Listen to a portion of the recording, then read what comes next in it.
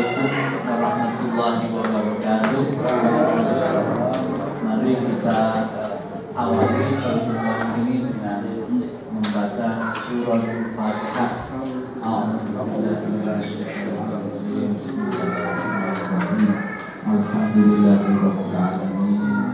Ar-Rahmanir-Rahim. Iyyaka na'budu wa iyyaka nasta'in. Ihdinas siratal mustaqim. Siratal ladzina an'amta 'alaihim ghairil maghdubi 'alaihim waladdallin. Alhamdulillah.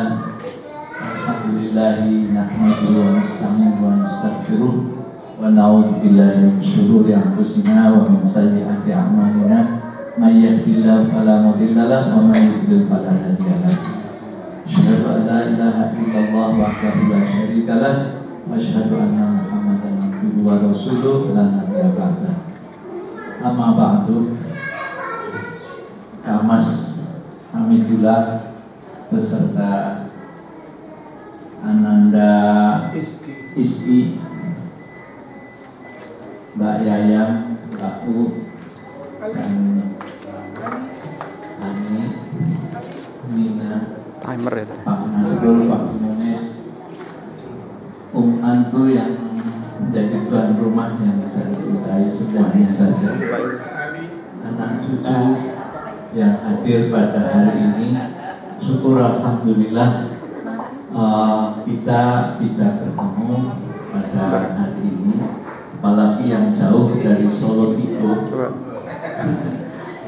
Alhamdulillah bisa liburan meskipun tidak seminggu ini ya, hari Minggu soalnya seminggu. Alhamdulillah.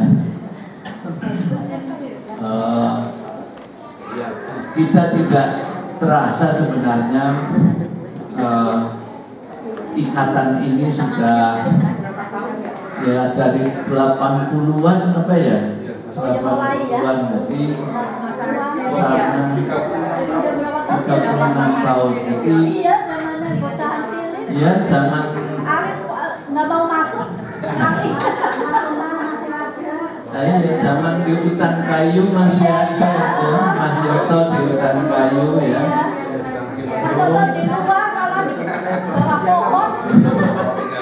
Jadi kita berharap yang tua-tua ini oleh anak-anak kita bisa dilanjutkan ini, Mas Fahri, Mas Udin, Mas Solahuddin, Mas Zainuddin, ya, Subhan, si Salsa ini besok terus melanjutkan ikatan ini supaya bisa silaturahimnya langgeng gitu ya. Dalam satu keterangan itu Abu Musa al-Asy'ari mengatakan melihat bahwa manusia itu kekal katanya.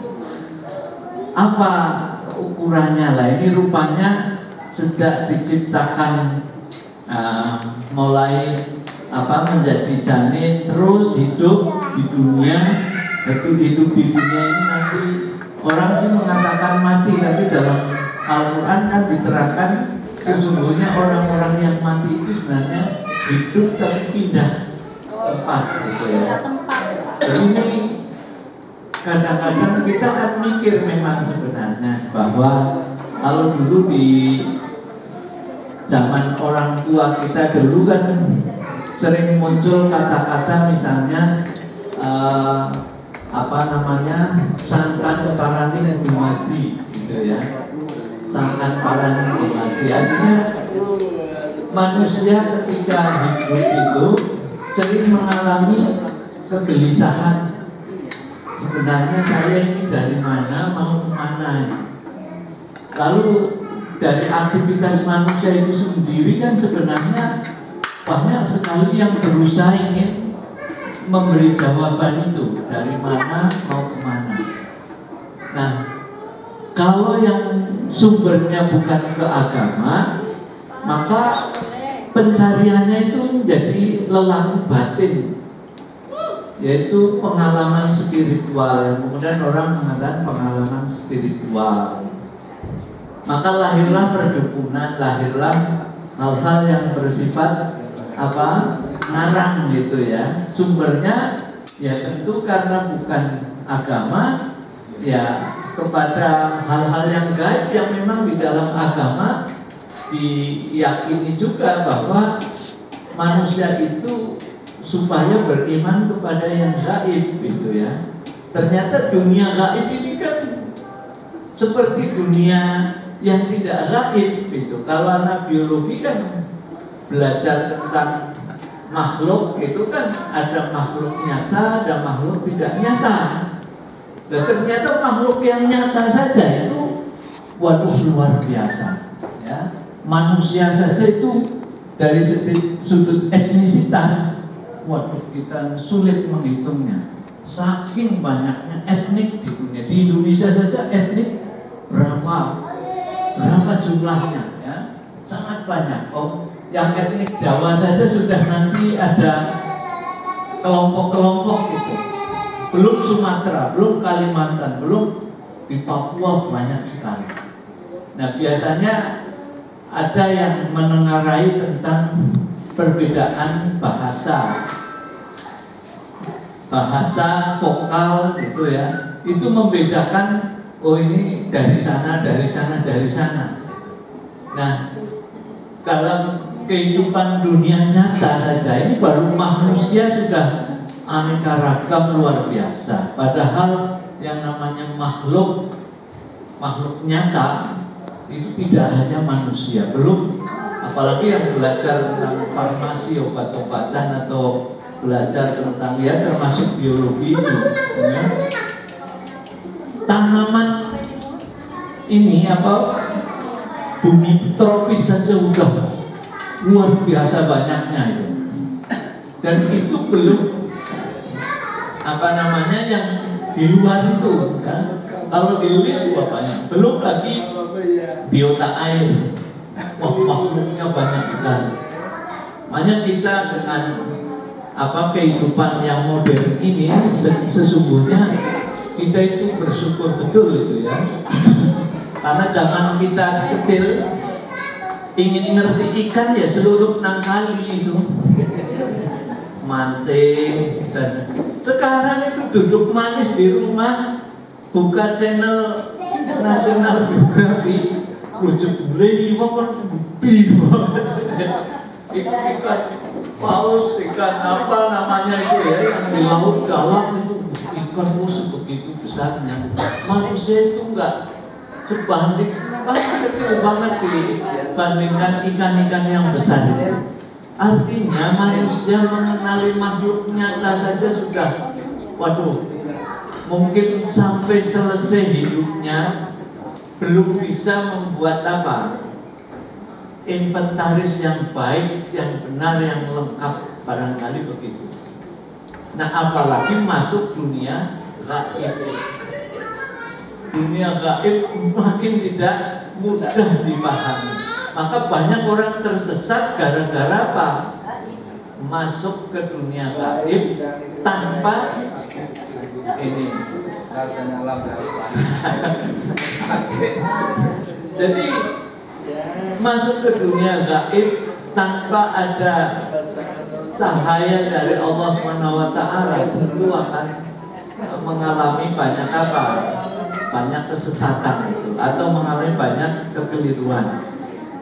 Oleh karena itu yang harus diperhitungkan betul pencarian-pencarian yang munculkan oleh kita sebagai manusia karena gundah gulana tentang kehidupan ini, yaitu menjawab sangkan parani dumaji itu ialah lari kepada agama. Nah, agama mengajarkan memang supaya iman kepada yang gaib sebagaimana dalam suratul Baqarah itu ya, alif lam mim dzalikal kitabul la raiba fihi hudal lil muttaqin itu ya, alladzina yu'minuna bil ghaibi wa yuqimuna sholata wa mimma razaqnahum yunfiqun.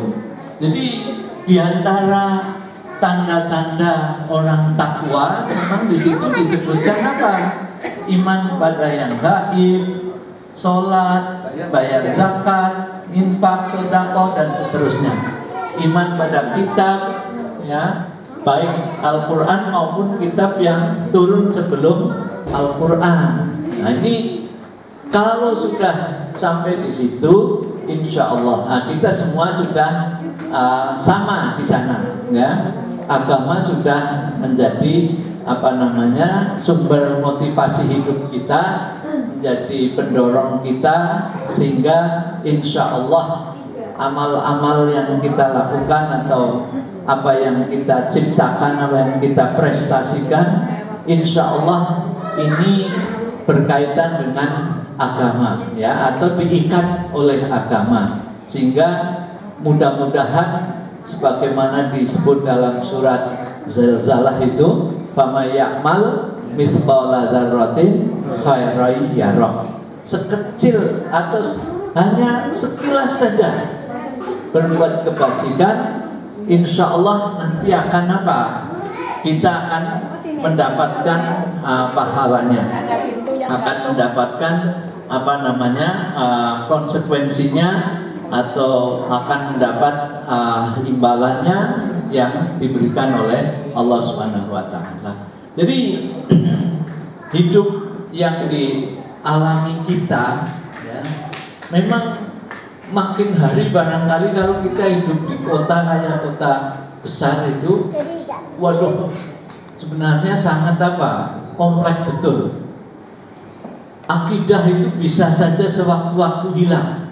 Maka jangan lupakan doa Rabbana la tu'akhidna in nasina, Rabbana la tuzigh qulubana ba'da id hadaitana wa hab lana min ladunka rahmah innaka antal wahhab. Ini jangan dilupakan, karena kita berharap agar hidayah yang sudah kita peroleh jangan sampai hilang.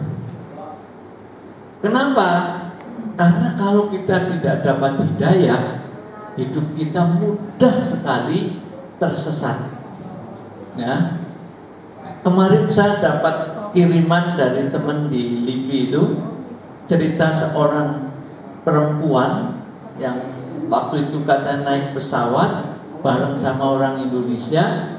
Di pesawat akhirnya ngobrol, nggak terasa nyampe tujuan, terus dia pesan kita nanti ketemu lagi di mana, hotel yang sama misalnya. Setelah membantu nurunin tas, keluar dari bajunya kok salib itu. Padahal dia hafal Quran, hafal hadis-hadis, termasuk Riyadhus Shalihin, hafal luar biasa itu. Setelah itu penasaran ini Habib yang dari Indonesia itu, loh kok kalungnya itu, padahal dia waduh alimnya luar biasa itu.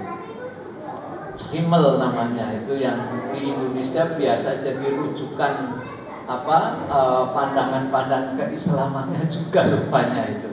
Nah, setelah di hotel ngobrol-ngobrol, ibu seorang muslim, dia umurnya udah tua, meninggal tahun 2003, tapi nggak tahu apa masuk Islam apa enggak. Jadi dia ternyata keluarga bukan Islam, dia pernah masuk ke agama-agama lain, tapi begitu masuk Islam ditanya kenapa nggak masuk Islam, saya belum dapat hidayah.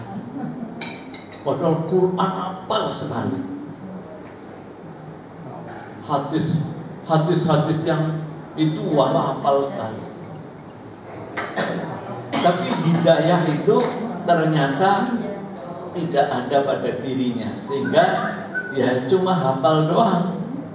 Nah, tulisan itu mengatakan betapa beruntungnya kita nggak ngerti Arab, nggak hafal, tapi ada hidayah. Wah, ini mahal sekali, tak ternilai hidayah itu. Karena inilah yang akan mengantarkan anak manusia itu dalam perjalanannya bisa selamat sampai tujuannya. Di mana tujuan anak manusia itu? Yaitu paraning dumadi itu kemana? Parannya kemana? Manusia sebenarnya menuju kemana? Agama Islam menjawab itu, yaitu kembali kepada Sang Pencipta. Makanya kalau ada orang meninggal, kita supaya apa? Mengucapkan kata-kata inna lillahi wa inna ilaihi raji'un. Jadi dulu orang-orang Jawa ketika heboh tentang kita ini sesungguhnya mau kemana, para wali itu mencoba mengenalkan ini, bahwa sangkan paraning dumadi, dari mana asal manusia, kemana manusia. Lalu disebutkan dalam agama Islam ialah dari Allah, lalu nanti kembali kepada Allah. Inilah yang harus dipegangi. Zaman sekarang ini gampang sekali apa? Lepas dari tuntunan ini, karena ya kita bisa saksikan sehari-hari betapa dunia ini luar biasa ya. Orang sekarang dikenalkan untuk jauh dari agama atau agama dilepas. Kenapa? Karena manusia sudah mampu menciptakan apa yang jadi kebutuhan manusia. Misalnya manusia dalam teorinya Abraham Maslow itu kan pada tingkat awal manusia ingin apa? Kecukupan soal pangan. Manusia telah berkarya dalam dunia pangan sehingga bahan pangan itu luar biasa. Diversifikasi soal tanaman ini, tanaman pangan itu sudah luar biasa. Jadi soal pangan, soal sandang, waduh yang namanya sandang sangat. Selamat datang Pak Demo, Bude Ijung, siapa? Ika sama Hasnan ya. Wah, Mas Didik, selamat datang Mas Didik.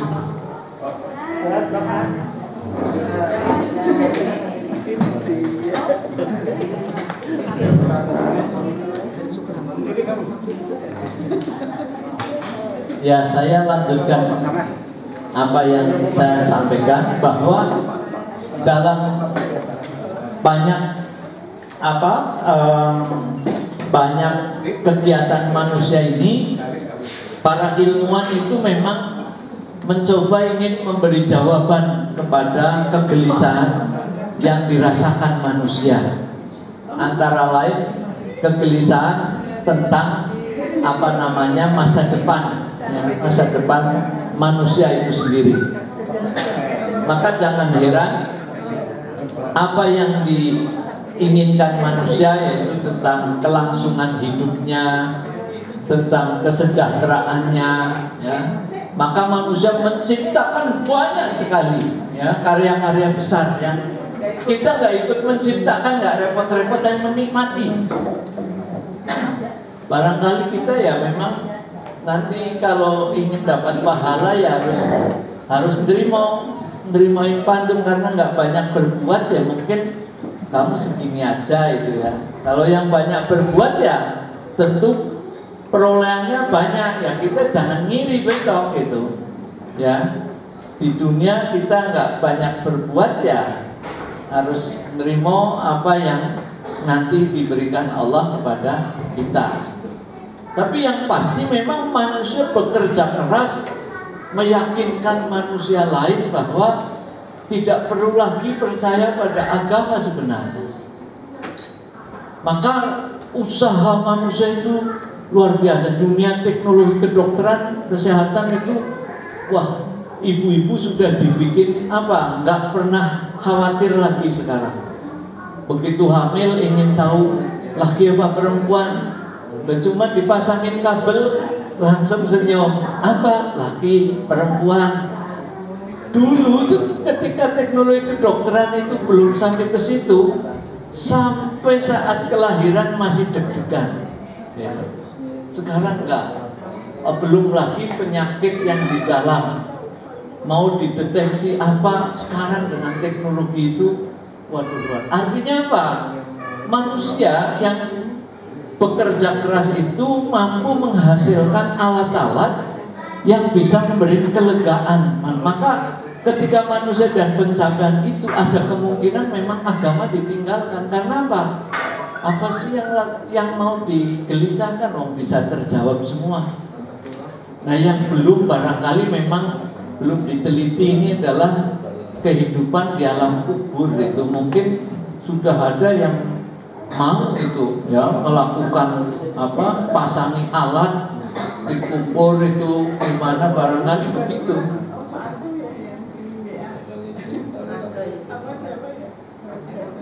Oh, belum baca saya.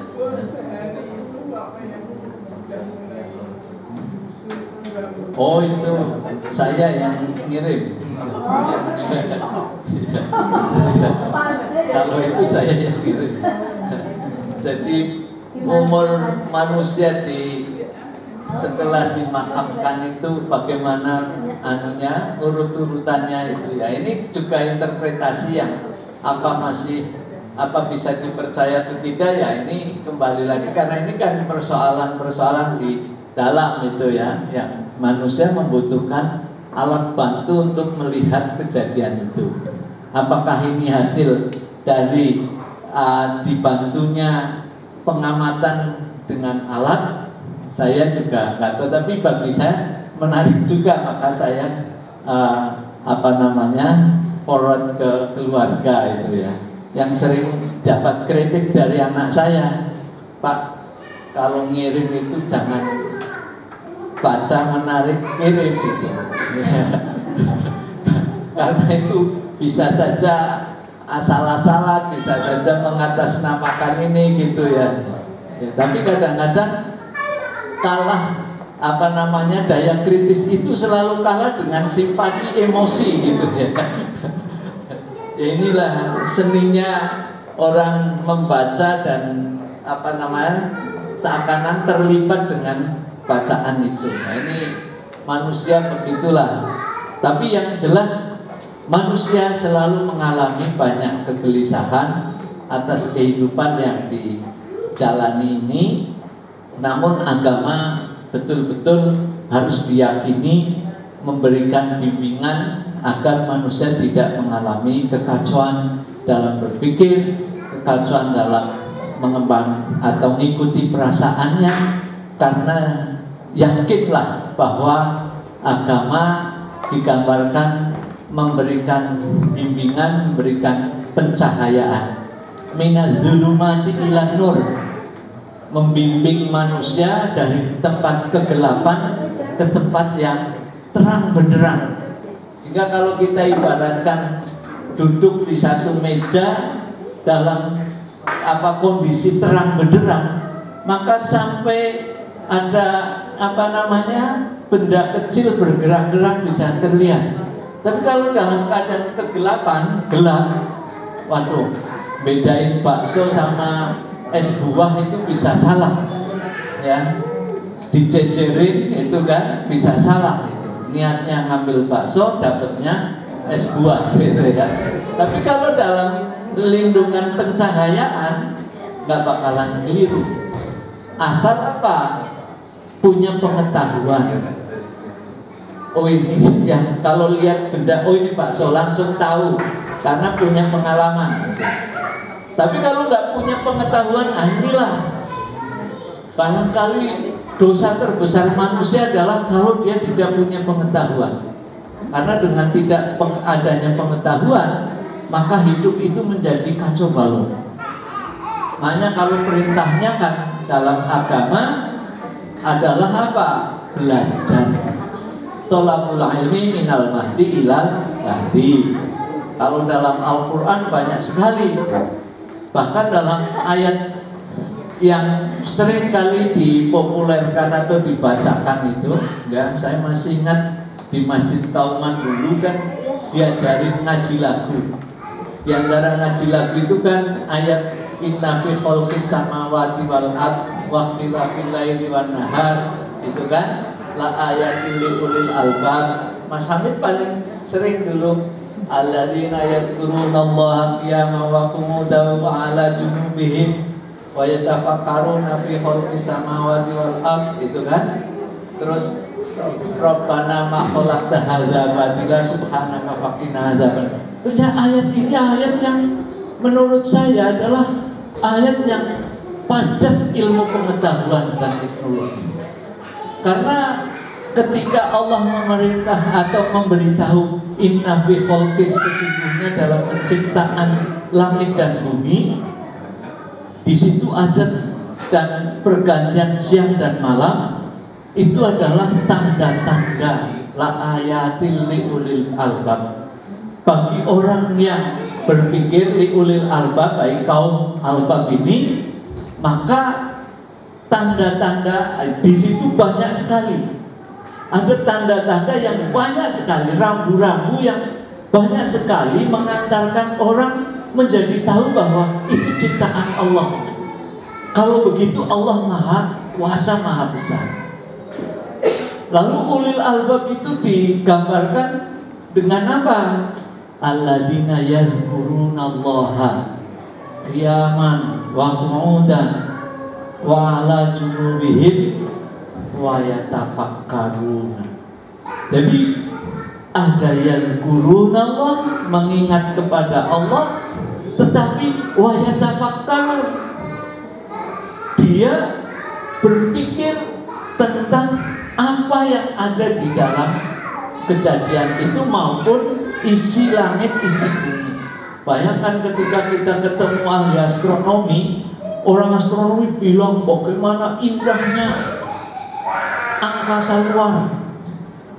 Begitu kita ketemu orang geologi, bagaimana cerita dahsyatnya lapisan-lapisan tanah, isinya kekayaan yang luar biasa. Begitu ketemu orang farmasi, orang biologi, cerita tentang betapa tanaman yang obat ini jenisnya luar biasa di permukaan bumi tropis ini.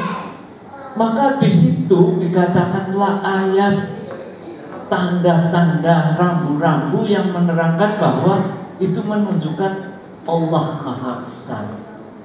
Nah, artinya apa? Orang yang zikir itu harus apa? Dilengkapi dengan ilmu pengetahuan. Padahal untuk tahu misalnya sebuah kulit saja atau daun ini mengandung zat apa, itu harus diperiksa di laboratorium, kan? Jadi orang yang yadhkurunallah dan wa yatafakkarun itu sesungguhnya orang yang menempuh pendidikan sangat tinggi, maka bisa jadi ulil albab itu. Nah, kita manusia ini muslim diarahkan untuk itu. Supaya apa? Supaya hidupnya minal dzulumati ilal nur.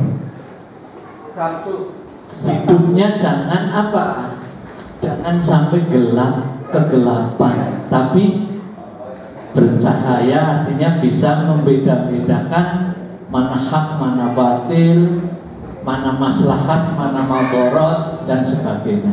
Nah, inilah yang harus dilakukan oleh kita semua, dan mudah-mudahan apa yang sudah dicapai di antara anggota keluarga Bani Sajai ini dilanjutkan terus. Makanya pendidikan supaya terus ditingkatkan. Makanya saya senang DIK putranya Mbak U ini meskipun sudah sekelas S3 masih ingin nambah ilmunya. Syukur alhamdulillah. Kepada yang belum, ya mohon ditingkatkan lagi supaya apa? Supaya minaz zulumati ilan nur itu lalu maslahat, bermanfaat untuk keluarga, untuk lingkungannya, sehingga dia akan Fama ya'mal mithqala dzarratin khairan yarah, itu bukan yang kecil-kecil tetapi monumental, dan seperti misalnya kayak Imam Ghazali nulis Ihya Ulumuddin, berapa abad buku itu menerangi bagaimana hamba Allah itu memanage kehidupan agar hidupnya menjadi bahagia. Inilah mudah-mudahan kita semua bisa ya paling tidak harus menyukai majelis-majelis ilmu pengetahuan. Nah, tentu memang tidak mudah itu. Kadang-kadang majelis ilmu pengetahuan itu juga kadang-kadang mengajarkannya salah-salah gitu ya. Jadi kita itu bertahun-tahun ngaji tapi nggak jelas ini ngaji apa gitu ya. Artinya hanya putar-putar aja itu. Padahal seharusnya kita meningkat, ada progres, ada amal-amal jariah yang monumental. Makanya saya sebenarnya merindukan betul, andai kata sampai nanti masa-masa sudah nggak sibuk itu punya kayak Arifin Ilham, punya masjid, punya lembaga pendidikan, itu paling bagus itu. Di situ mengelola hidup bersama manusia, bukan manula yang diasingkan oleh keluarganya, tapi sebagai manula tapi yang hidup bersama-sama kaum yang ahli zikir, ahli ibadah itu ya, sehingga kita tuanya itu bukan tua yang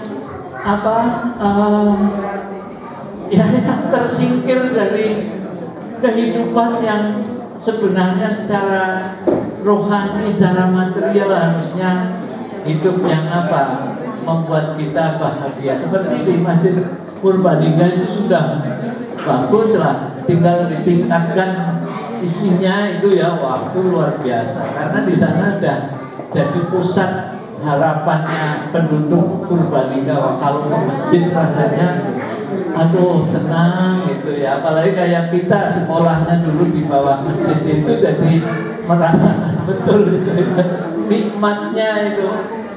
Jadi mudah-mudahan lah dari keluarga kita ini satu saat terwujud, yaitu kehidupan yang didukung oleh masjid, oleh pendidikan ya, madrasah atau pesantren atau yang penting adalah supaya rohani kita itu tidak terbawa oleh yang menyesatkan maupun yang makhluk itu. Demikianlah, mudah-mudahan bermanfaat. Karena ini sudah waktu zuhur, maka saya akhiri, lebih kurangnya mohon dimaafkan. Billahi taufiq wal hidayah. Assalamualaikum warahmatullahi wabarakatuh. Selamat datang Mas Joko, Bu Os.